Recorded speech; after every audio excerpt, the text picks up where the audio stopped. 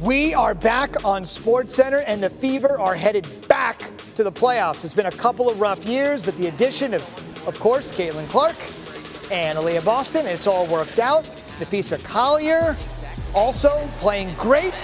Clark pulling up with a deep three. She's coming off a triple-double. As I mentioned, Indiana's back in the playoffs, but she said, we're not happy to be there. We can do some damage, as did Clark. 17 in the first half, Fever by 5 at the break. Rebecca Lobo is going to be here in a second to talk about both Collier and Clark. And Clark getting some MVP consideration. Bucci's going to have the erstwhile MVP coming up here in a second. We talked about how great Collier is. Possible first-round playoff matchup. We'll have to see. Indiana's vacillating between that 6 and 7 spot. Collier at 23 through 3. A big quarter 3 for Minnesota. They're up a dozen after 3 in the fourth. Clark catch and shoot. It's a 3-point game, getting the crowd fired up. A couple minutes later, Kelsey Mitchell. There's a couple of good Kelseys in this league for sure. Fever cut it to 1. Tyrese Halliburton in the house. Hey, you got a pacer watching the Fever. This place can be lit up. Bridget Carlton puts the Lynx back up 4. Courtney Williams, you bet, dagger. Double-digit road win despite Clark's 25. Sun and Aces. Asia Wilson, the likely MVP.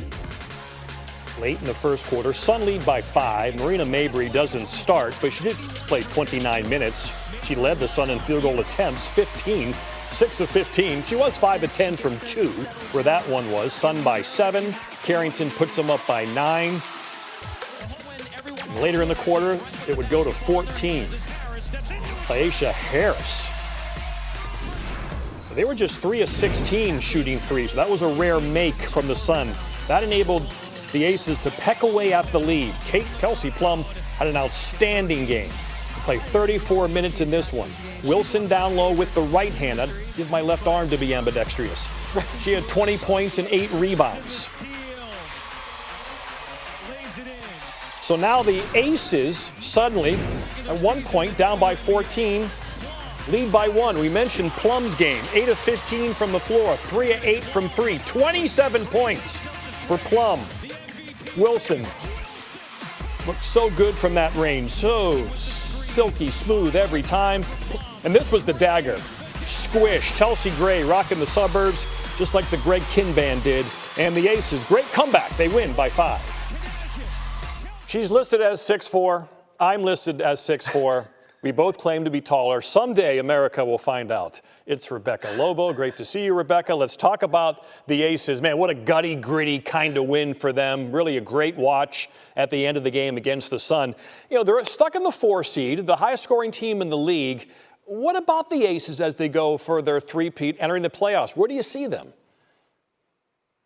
Yeah, it was a great watch at the end of the game. It was a little bit of a struggle throughout the first 3 quarters in particular. I mean, this is a Vegas team that has won 4 in a row, 5 of 6, and they're really coming together in particular on the defensive end of the floor. In the first half tonight, they had a season-low 26 points, but their defense kept them in it. They forced Connecticut into 19 turnovers, and then to me, their championship experience really shone through in the last minute. Asia Wilson with a huge bucket from the free throw line area. Chelsea Gray with a huge 3 as well. So this is a team that is simply dangerous. They're finding some rhythm. They're putting it together on the defensive end. And then when they get everything rolling offensively, certainly a team, even though they're not in the top couple in the standings, certainly a team that can win a championship again. Yeah, the 4 seed right now in the W, and about 5 or 6 games left in the regular season, depending on what team you are. And right now, that 2-7 matchup, Minnesota and Indiana, that's a possibility. Again, there's a chance that could change. But what about that first round matchup? How would that look, and what's your sense about that one? These are 2 teams that are simply really fun to watch play. They share the ball really well. Minnesota's leading the league in assists per game. Indiana is 5th. They shoot the basketball really well. Minnesota leading the league in 3-point field goal percentage. Indiana is 3rd. And then you have a couple of players who should each be first-team all WNBA performers. Napheesa Collier for the Minnesota Lynx is just having a monster year. Tonight she had 26 points, 10 rebounds. I would expect her to finish 2nd in the MVP voting voting. And then, of course, Caitlyn Clark, one of the most exciting players to watch in all of women's basketball, including in the WNBA this season. She was close to another triple-double tonight. I would expect her to finish even third or fourth in the MVP voting this year. So just two teams share the ball, score the ball, play at a high pace. They're just really aesthetically pleasing to watch. This would be an incredibly fun matchup to watch if it ends up being that in the first round. Yeah, Minnesota, much better defensive team. Of all the teams qualified for the playoffs, Indiana has given up the most points per game. All right, get your tape measurement out. Someday we will find out who is taller, Rebecca or Bucci.